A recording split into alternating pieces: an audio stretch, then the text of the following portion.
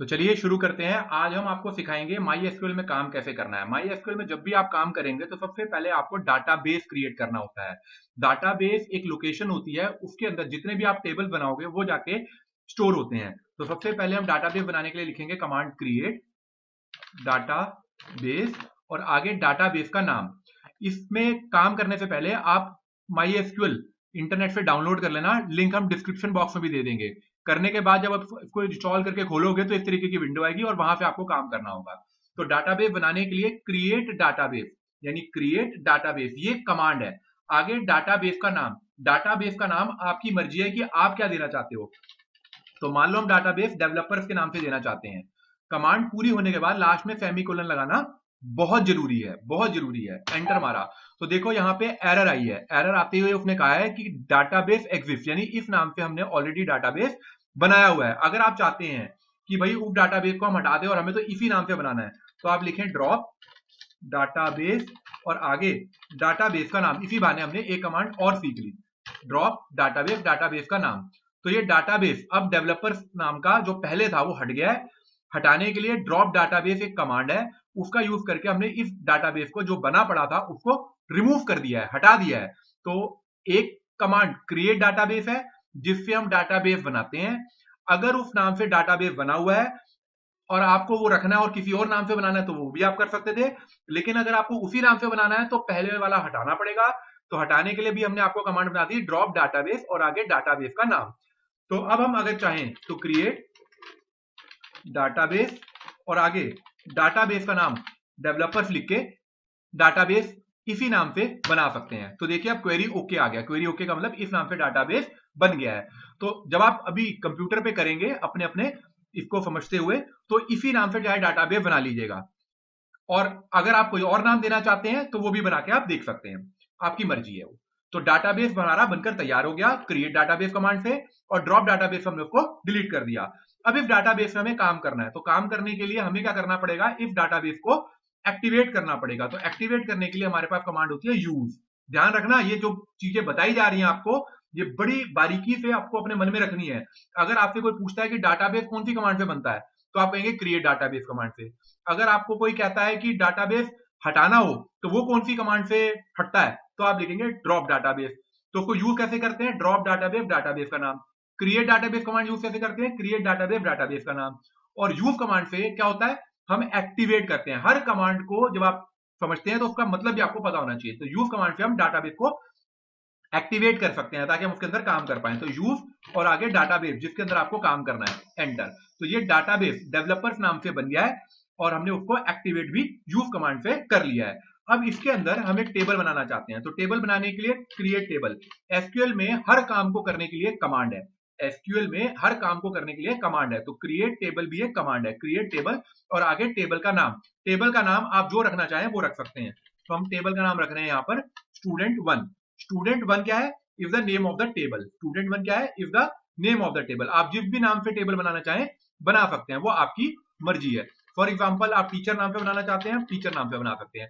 फिलहाल प्रैक्टिस के लिए आप इन्हीं नामों का यूज करें ताकि आपको सहूलियत हो जाए। एक दो बार इसी से प्रैक्टिस करें, उसके बाद आपको हम सैंपल प्रोग्राम भी देंगे, आप उससे आप अपना अच्छा प्रैक्टिस कर सकते हैं। तो क्रिएट डाटाबेस से डाटाबेस बना, ड्रॉप डाटाबेस से हमने डाटाबेस डिलीट करके दोबारा क्रिएट डाटाबेस से बना लिया, यूज से एक्टिवेट कर लिया। क्रिएट टेबल से टेबल बना रहे हैं। अब टेबल जब बनाना है तो उसके अंदर किस तरीके के कॉलम चाहिए, तो उनका नाम और उनका टाइप साथ में लिखना होगा।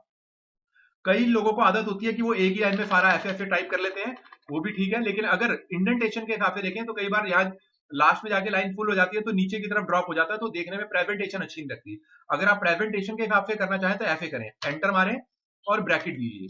अब आपने यहाँ लिखा नंबर। अब नंबर के कॉलम में जो सीरियल नंबर होगा 1 2 3 4 के फॉर्म में होगा, इसलिए इसका टाइप इंटीजर लिखेंगे। इंटीजर भी लिख सकते हैं और इंट भी लिख सकते हैं। अभी आप शुरू में इंट लिखें, हम आपको दो चार तरीके के डेटा टाइप और अच्छी तरह और बताएंगे कि उनको कैसे इसके रिप्लेसमेंट में यूज कर सकते हैं। अब हम यहाँ पे लिखेंगे एंटर मार के नेम, तो नेम भी डेटाबेस हो गया। इसमें कैरेक्टर 20 डाल दिया। कई लोग यहाँ पे वेर कैर का इस्तेमाल करते हैं, वो भी कर सकते हैं, कैर का भी कर सकते हैं। दोनों में फर्क क्या है, कैर जो है वो फिक्स लेंथ स्ट्रिंग है और वेर कैर जो होता है वो वेरिएबल लेंथ स्ट्रिंग है।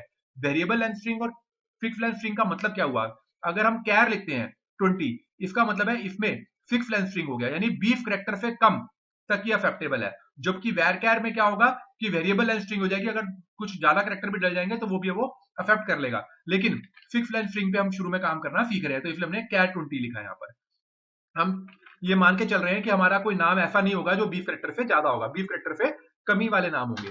फिर हमने अगला फील्ड रखा है एज में भी नंबर होंगे, इसलिए हमने यहाँ पे इंटीजर लिखा है, इंटीजर इसका डेटा टाइप दे दिया। फिर कॉमा लगाया, डिपार्टमेंट लिखा, डिपार्टमेंट में सारे के सारे कैरेक्टर्स होंगे, जैसे कोई कंप्यूटर डिपार्टमेंट से है, कोई हिस्ट्री से, कोई मैथ से, कोई किसी और डिपार्टमेंट से, तो डिपार्टमेंट में सारे अल्फाबेट्स आएंगे, तो इसलिए इसको भी हमने कैरेक्टर 20 या 30 जितना देना चाहे उतना दे सकते हैं। एंटर। एक है डेट ऑफ ज्वाइन, मतलब टीचर ने स्कूल को कब ज्वाइन किया, हमने डेट एंटर करानी है, तो डेट ऑफ ज्वाइन हमने फील्ड की हेडिंग दी है और उसका टाइप डेट ही देंगे। तो माई एसक्यूएल में इंटीजर एक डेटा टाइप है जिसमें केवल नंबर आने हो 1 2 3 4, डेसिमल वैल्यू नहीं, नंबर बिना डेसिमल की वैल्यू, तो उनके लिए हम इंटीजर लिखते हैं। जहां अल्फाबेट आने हो ए बी सी डी कोई नाम, तो वहां पे कैरेक्टर में देते हैं। जहां पे डेट एंटर करानी है वहां पे डेटा टाइप डेट का इस्तेमाल करते हैं।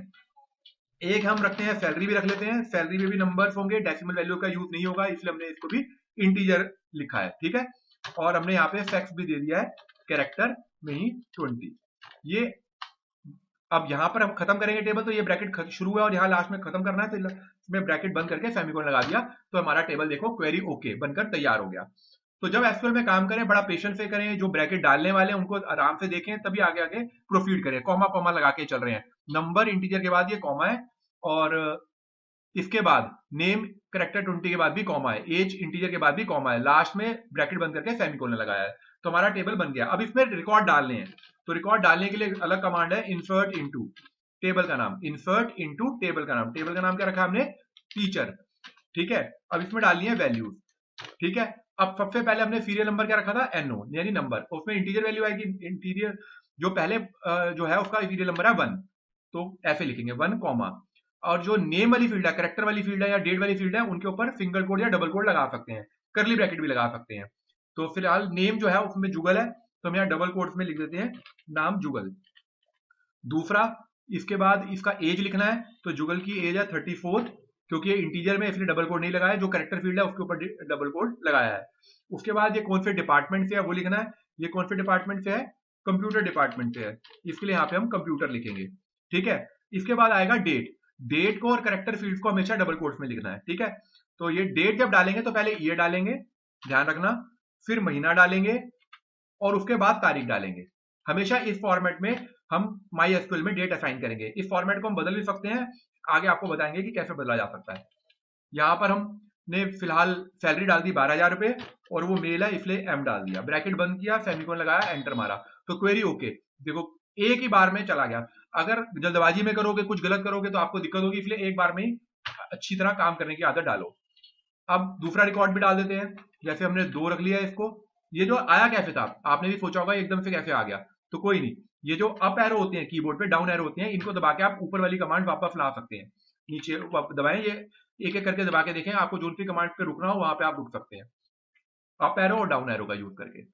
तो यहाँ पे अब हम सीरियल नंबर चेंज कर रहे हैं, 2 कर रहे हैं, नाम यहाँ पे भी चेंज कर देते हैं, इसका चेंज करके हमने कर दिया शर्मिला, और इसका भी नाम चेंज करके 31 कर दिया।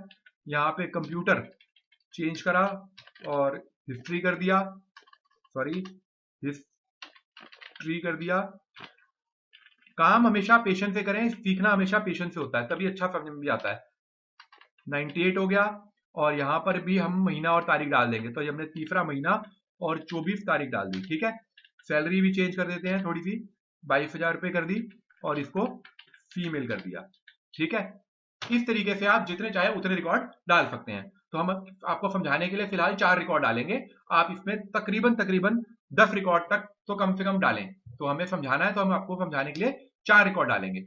ठीक है, फिर आप अप एरो दबाया, बैक आए, 3 दबाया, यहाँ पे कोई और नाम डाल देते हैं, लेटर से हमने मुदित डाल दिया, और यहाँ पर एज डाल दी मान लो 34, कंप्यूटर की जगह पर यहाँ पर चेंज कर देते हैं इसको, ताकि थोड़ा चेंज हो जाए, और कुछ को सेम भी रखेंगे अभी हम।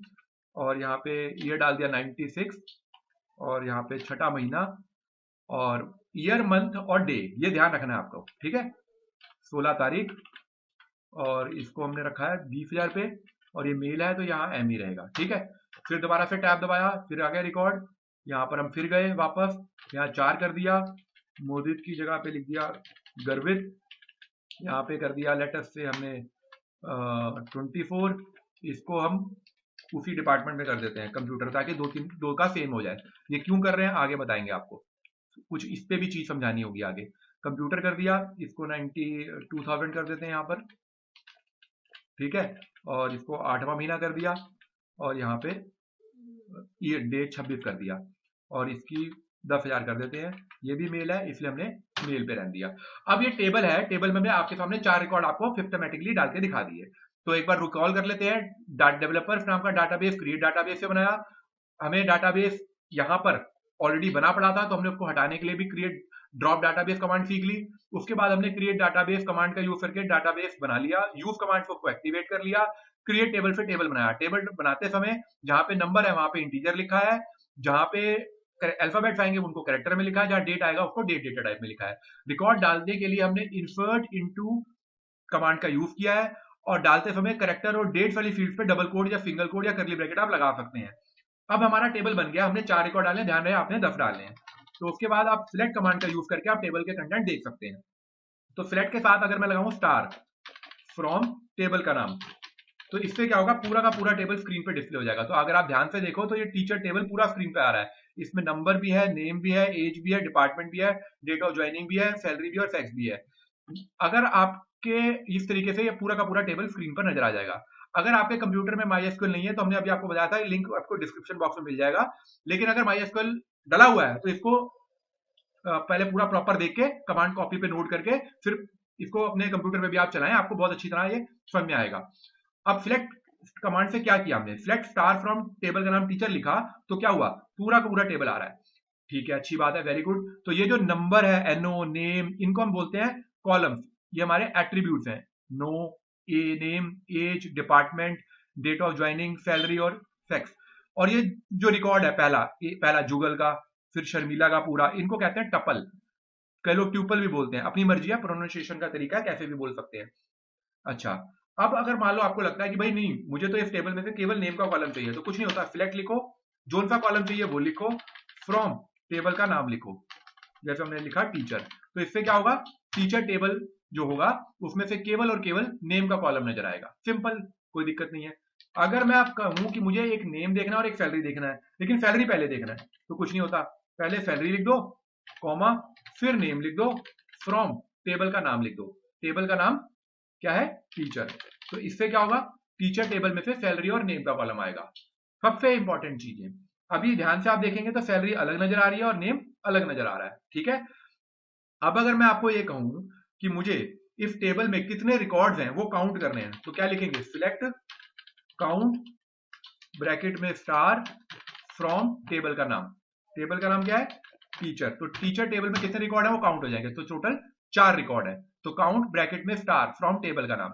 अगर मान लीजिए मैं लिखता हूं सिलेक्ट काउंट, और यहां पे मैं एक छोटी सी चीज आपको समझाता हूं कि मैंने लिख दिया नेम फ्रॉम टीचर, तो ये क्या कर रहा है, अभी भी 4 दिखा रहा है। अब आप ये सोचेंगे कि काउंट में हमेशा स्टार यूज करें या किसी कॉलम का नाम भी डाल सकते हैं, तो देखो दोनों बातों में फर्क है। स्टार से तो total number of record he count होंगे, नेम में जितने नाम होंगे, मान लो इसमें 5 रिकॉर्ड होते लेकिन 5वें वाले बच्चे का हमने नाम मेंशन नहीं किया होता, तो आंसर 4 ही आता।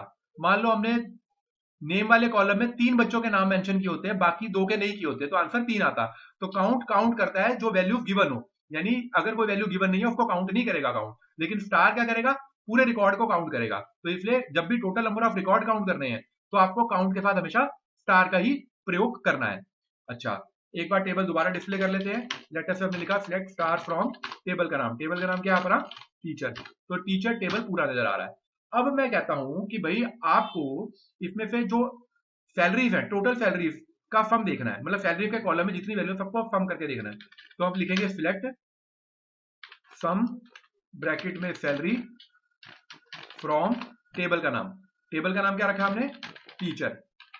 इसको थोड़ा सा ऐसे कर देते हैं और सेमी को लगा देते हैं, तो देखो सैलरी के कॉलम में जितनी वैल्यू सबका सम आ गया।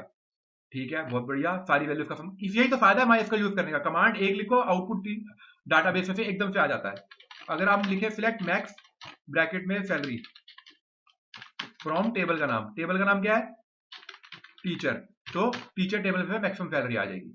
अगर हम लिखें सिलेक्ट मिन ब्रैकेट में क्या, सैलरी फ्रॉम टेबल का नाम, तो क्या होगा, इसमें से मिनिमम सैलरी आ जाएगी। ठीक है।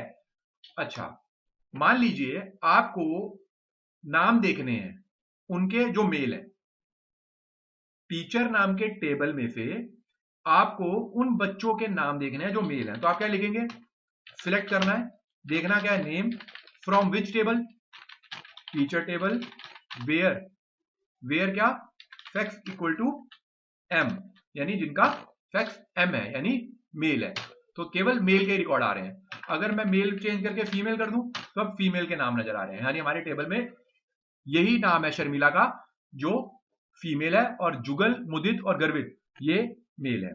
ठीक है, तो ये टैब दबा के जाते हैं, एक बार दोबारा टेबल डिस्प्ले करते हैं।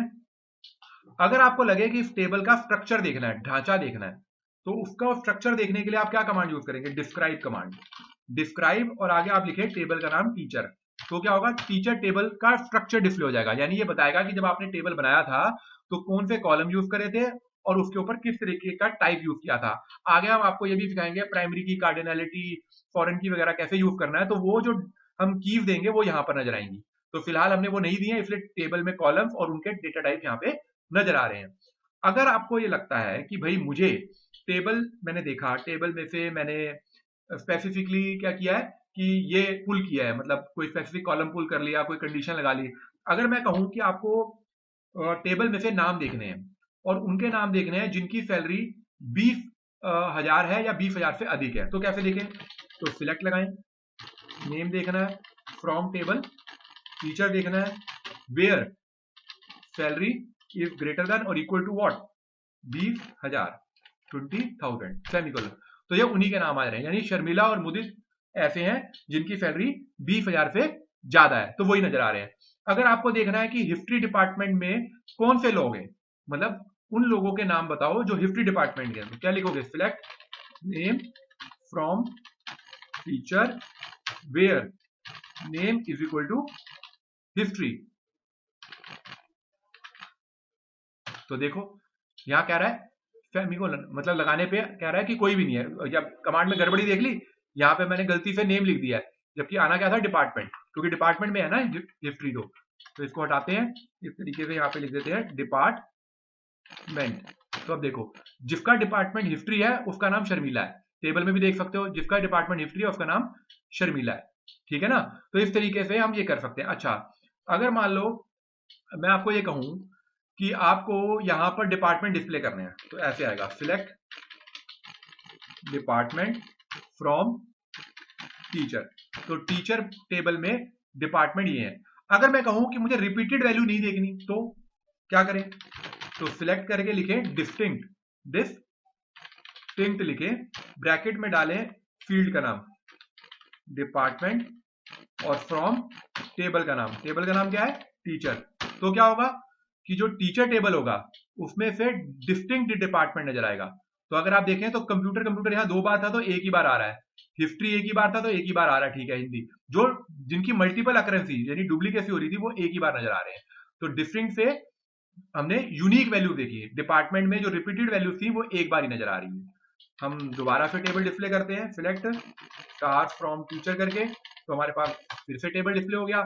अगर मैं अब आपको एक छोटा सा ये काम कहूं कि भाई मुझे इसमें से लेटेस्ट से एज का कॉलम नहीं चाहिए, तो क्या करेंगे, यहां पे हम कमांड यूज करेंगे alter command, alter table, table का नाम, ऑल्टर टेबल, ध्यान रखना टेबल का नाम, टेबल का नाम क्या है, टीचर, और इसमें से हटाना है तो ड्रॉप और आगे डिपार्टमेंट, जो हटाना है, सॉरी हमें किसको हटाना था, एज को, तो उसका नाम लिखेंगे।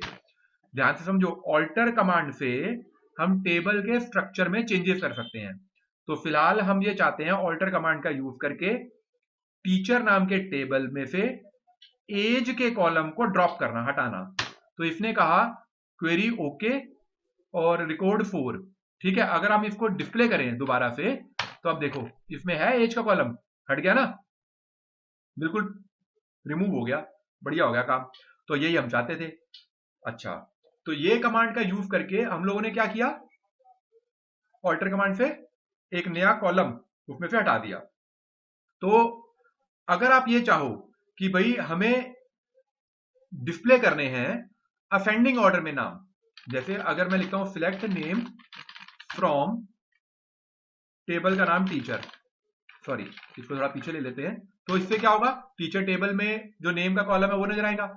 अगर मैं इसी कमांड में यहां लिख दूं ऑर्डर बाय साथ में नेम, तो अब वो नेम के हिसाब से अल्फाबेटिकली असेंडिंग ऑर्डर में दिखाएगा नेम जितने भी हैं, यानी जो सबसे छोटा नाम होगा, यानी अल्फाबेट के हिसाब से एबीसीडी के हिसाब से वो सबसे पहले आएगा, यानी गर्वित पहले आएगा। जे अगर आप अल्फाबेटिक के हिसाब से चेक करेंगे तो जी पहले आता होगा, तो वो पहले आ गया, जुगल जे उसके बाद आता होगा, एम उसके बाद आता होगा, तो अल्फाबेटिकली आ गई। अगर आपको लगे कि भाई मुझे तो ये डिफेंडिंग में देखना है, तो कोई दिक्कत नहीं है, DESC लगा दो तो ये डिफेंडिंग में आ जाएगा। अब ये सारे उल्टे हो गए नाम, देखो रिवर्स हो गए। असेंडिंग लगाना है ये लगा दो, और अगर नहीं लगाओगे असेंडिंग तब भी यही आएगा, यानी ASC जो शब्द है वो बाय डिफॉल्ट होता है, वो आपकी मर्जी है कि आपने लगाना ही लगाना। तो ये हमारा SQL का पार्ट 1 वीडियो ट्यूटोरियल था आपके लिए, उम्मीद है आपको समझ में आया होगा। अगर कोई कंफ्यूजन है तो आप कमेंट सेक्शन में पूछ सकते हो, करने के बाद कमेंट में अपना नाम और डन लिखें। मिलते हैं जल्दी आपसे SQL के नए वीडियो के साथ। Take care, god bless you all.